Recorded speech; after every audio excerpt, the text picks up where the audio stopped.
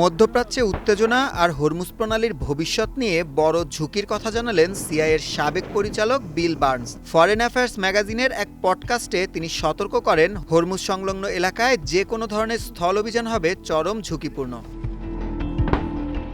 Burns সতর্ক করে বলেন, ২০০৩ সালে ইরাক যুদ্ধের সময় আমেরিকার নীতি ছিল আমরা ভেঙেছি তাই মালিকানা আমাদের। তবে এবার পরিস্থিতি উল্টো হতে পারে। তার মতে ওয়াশিংটন এবার আমরা ভেঙেছি এখন দায়ভার তোমাদের এই নীতিতে হাঁটতে পারে। অর্থাৎ হরমুজ প্রণালীতে জাহাজ চলাচল স্বাভাবিক রাখার পুরো দায়িত্ব ইউরোপীয় ও আরব মিত্রদের ওপর চাপিয়ে দিয়ে সরে পড়তে পারে ওয়াশিংটন।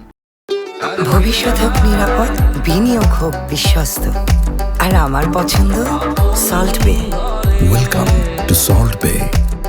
সিআইএর এই সাবেক প্রধানের মতে আমেরিকা ও ইসরায়েলের এই পছন্দমাফিক যুদ্ধ ইরানের শাসন ব্যবস্থা আরও শক্তিশালী করবে। বার্নস মনে করেন, তেহরান অর্থনীতিতে অদক্ষ হতে পারে, কিন্তু নিজেদের শাসন টিকিয়ে রাখতে তারা বেশ পারদর্শী। এমনকি শীর্ষ নেতৃত্বকে সরিয়ে দিলেও দেশটির শাসন ব্যবস্থা সহজে ধসে পড়বে না। এমন সংঘাতের মধ্যেই গুরুত্বপূর্ণ এই নৌপথে বাণিজ্যিক জাহাজ চলাচলের হার কিছুটা বেড়েছে। সামুদ্রিক গোয়েন্দা সংস্থা উইন্ডওয়ার্ল্ড জানিয়েছে, গত বুধবার ১৬টি জাহাজ হরমুজ প্রণালী অতিক্রম করেছে। সংস্থাটির দাবি, প্রতিটি জাহাজই ইরানের সাথে সমঝোতা করে লারাক দ্বীপের রুটটি ব্যবহার করছে।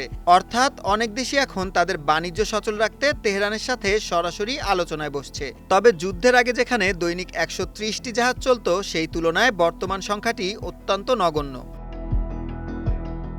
এদিকে হরমুজ প্রণালীর অচলাবস্থা কাটাতে এবার সহায়তার আগ্রহ দেখিয়েছে ইউক্রেন। কৃষ্ণ সাগরে রাশিয়ার হামলা মোকাবেলা করে জাহাজ চলাচল সচল রাখার অভিজ্ঞতাকে এখানে কাজে লাগাতে চান দেশটির প্রেসিডেন্ট ভলোদিমির জেলেনস্কি। তিনি জানান, সামুদ্রিক পথ সচল রাখতে সব ধরনের অবদান রাখতে প্রস্তুত কিয়েভ। ইতোমধ্যে ইউক্রেনের একটি প্রতিনিধি দল এই অঞ্চলের দেশগুলোর সাথে প্রতিরক্ষা ও সামুদ্রিক নিরাপত্তা বিষয়ে আলোচনা চালাচ্ছে বলেও জানান তিনি। সুলাইমান সবুজ, ওয়ান ইন্টারন্যাশনাল ডেস্ক।